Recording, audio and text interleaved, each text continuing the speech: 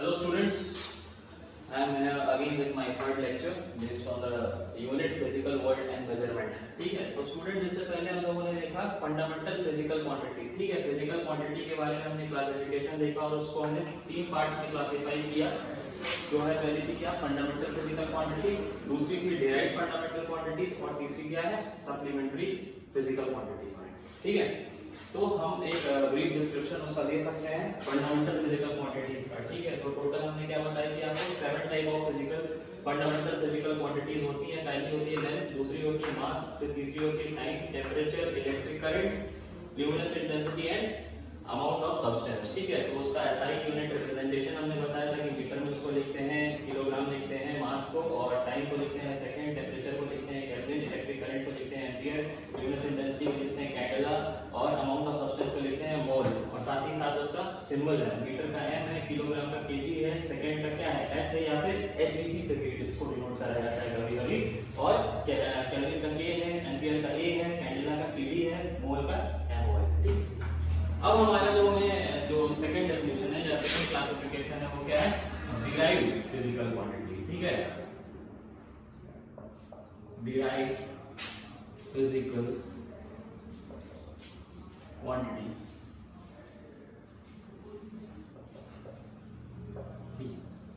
इसको हमने क्या रिप्रेजेंट किया डी पी. ठीक है, अगर हम डिराइव्ड फिजिकल क्वांटिटीज के बारे में बात करें तो हमने एक एग्जांपल दिया था बिल्डिंग का या फिर किसी रूम का और ब्रिक का. तो उसमें ब्रिक क्या था फंडामेंटल क्वांटिटी था और डिराइव्ड क्वांटिटी क्या था एक रूम था. उसी प्रकार से हम इसके लिए कह सकते हैं दीस फंडामेंटल क्वांटिटीज यानी कि derived physical quantities. Clear student, derived physical quantities क्या है these quantities are made up of fundamental physical quantity. यानी कि ये जो फंडामेंटल फिजिकल क्वांटिटीज इनके बारे में हम ऑलरेडी स्टडी कर चुके थे. ये डिराइव्ड फिजिकल क्वांटिटी क्या है उन्हीं में से बन करके आती है. ठीक है, कई सारी physical fundamental physical quantity combine करती हैं वेदर विद मल्टीप्लिकेशन और विद डिवीजन, और वो क्या बनाती हैं डिराइव्ड फिजिकल क्वांटिटी. ठीक है, हम एक एग्जांपल से देख करके मैथमेटिकल एग्जांपल एक फार्मूला है उसे देख करके m क्रॉस m. ठीक है, ऐसा ही यूनिट सिंबल m होता है मीटर का, तो m क्रॉस m. अब यहां से क्या आया मीटर स्क्वायर आया. ठीक है, अब ये देखो एक क्वांटिटी हमें मिली है जो किसके कॉम्बिनेशन से मिली है एक स्मॉल है दूसरा स्मॉल है, जो हमारा क्या था फंडामेंटल फिजिकल क्वांटिटी था. अब ये जो क्वांटिटी हमारे सामने डिराइव होकर के आई with the help of fundamental physical quantity वो क्या है डिराइव्ड फिजिकल क्वांटिटी. क्लियर, तो ये तो एग्जांपल रहा किसका एक एरिया का एग्जांपल रहा. दूसरा एग्जांपल हम दे सकते हैं वॉल्यूम का.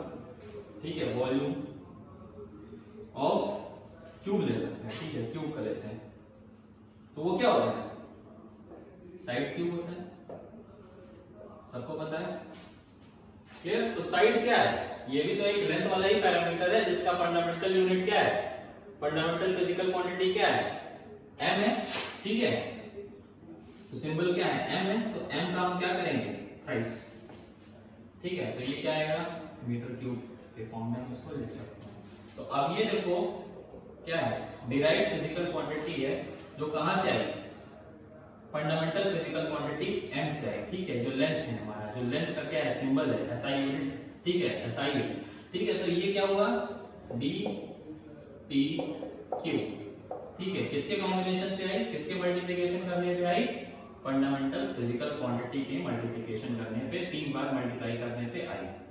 क्लियर, उसी प्रकार से हम एग्जांपल देखते हैं. तीसरा एग्जांपल किसका ले सकते हैं फोर्स का ले सकते हैं. ठीक है, force what is force Force is what according to Newton's law mass into acceleration.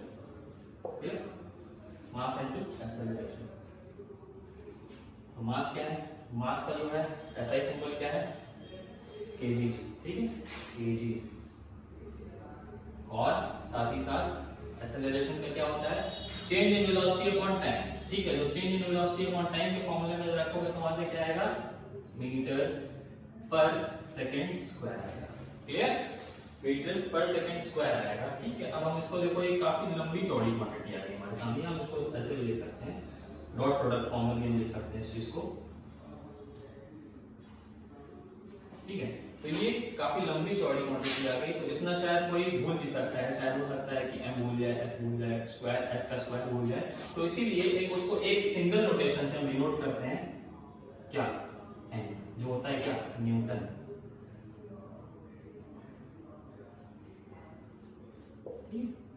तो ये क्या है, कॉम्बिनेशन ऑफ किसका, फंडामेंटल फिजिकल क्वांटिटीज, ठीक है, फंडामेंटल फिजिकल क्वांटिटीज, और ये क्या है हमारा डिराइव्ड, ठीक है, कॉम्बिनेशन देखो यहाँ पे, ठीक है, combination of fundamental physical quantities, ठीक है, ये केवल फंडामेंटल फिजिकल क्वांटिटी नहीं है, ये combination of fundamental physical quantity है, उसे क्या मिला, डिराइव्ड फिजिकल क्वांटिटी, ठीक है, क्लियर। उसी प्रकार से हम एक और एग्जांपल दे सकते हैं, वर्क का एग्जांपल हम दे सकते हैं, ठीक है, work done, work is what, force into displacement, clear.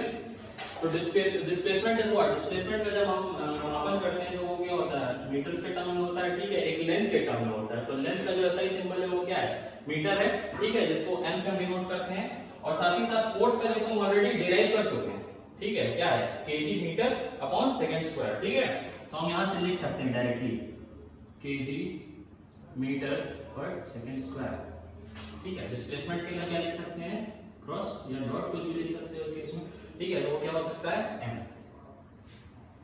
ठीक। अब यहां से क्या है, kg metre dot metre, metre square पर सेकंड स्क्वायर, क्लियर। तो अब जिस तरह से ये भी एक लंबा चौड़ा एक्सप्रेशन आ गया इसके तरह, तो इसको भी हम क्या लिख सकते हैं, एक नोटेशन से हम इसको डिनोट करते हैं, जो होता है capital J, which is joule, ठीक है, जूल, J-O-U-L-E, जूल, ठीक है। तो ये जूल क्या है, एक डिराइव्ड फिजिकल क्वांटिटी है, और ये क्या है, combination of what, fundamental physical quantity, clear. Students, now we talk about supplementary physical quantity, ठीक है, जो थर्ड टाइप जो क्लासिफिकेशन का है वो क्या है, supplementary physical quantities,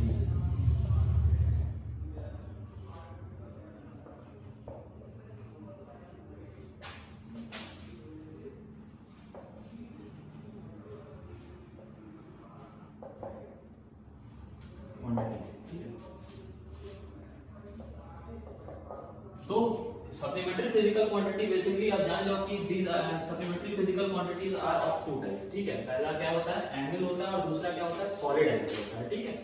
So let us write these quantities are of two types, ठीक है, पहला first is angle, second is what, solid angle,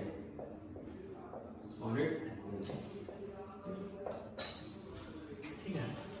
let us पहले वाले को अगर हम एक्सप्लेन कर रहे हैं एंगल को, तो एक सेक्टर हम मानते हैं, ठीक है, सेक्टर सबको पता है क्या होता है, एक पार्ट ऑफ सर्कल होता है, ठीक है, एक सेक्टर हम कंसीडर कर रहे हैं, और फर्स्ट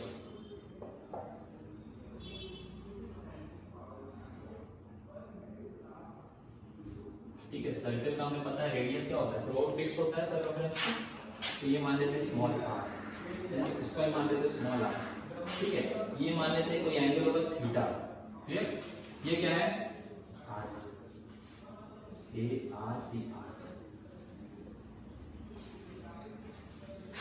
अब अगर हम इस चीज को रिप्रेजेंट करना मांगे अपने आर्क को, तो हमें पता है किससे कैसे रिप्रेजेंट करते हैं, आर्क इज व्हाट, आर के बारे में बात करते हैं तो क्या होता है, आर डॉट थीटा, क्लियर। उसी प्रकार से थीटा में फाइंड करना, तो थीटा क्या हो जाएगा, theta is equals to r upon r, ठीक है, r is the radius of the circle, ठीक है। तो ये एक रिप्रेजेंटेशन हो गया इसके फर्स्ट पार्ट का, जो हमारा क्या एंगल है, ठीक है। उसी प्रकार से ये एक टू डायमेंशन बात हो गई, ठीक है, हमारा बोर्ड जो है क्या है, टू डायमेंशन है, अगर हम इसको y एक्सिस मानते हैं तो ये क्या होगा, x एक्सिस होगा, उसी प्रकार से अगर ये z एक्सिस है तो ये क्या होगा, y एक्सिस, यानी कि दो एक्सिस हमें रिक्वायर हो रही है कि हम अपने इस स्ट्रक्चर को बना सकें, क्लियर। तो ये क्या है, एक 2 डायमेंशनल स्ट्रक्चर है। क्लियर? ये क्या है, एक 2D स्ट्रक्चर है। क्लियर? अब जो हमारा ये सॉलिड एंगल है वो थोड़ा सा इससे डिफरेंट है। ठीक है, हमारा सॉलिड एंगल क्या है, थोड़ा सा इससे डिफरेंट है। तो सॉलिड एंगल जो होता है, कोण देखा है सब लोगों ने, कोण। ठीक है, कोण देखा है, मैं एक एग्जांपल देता हूं। कोण कुछ इस टाइप का होता है।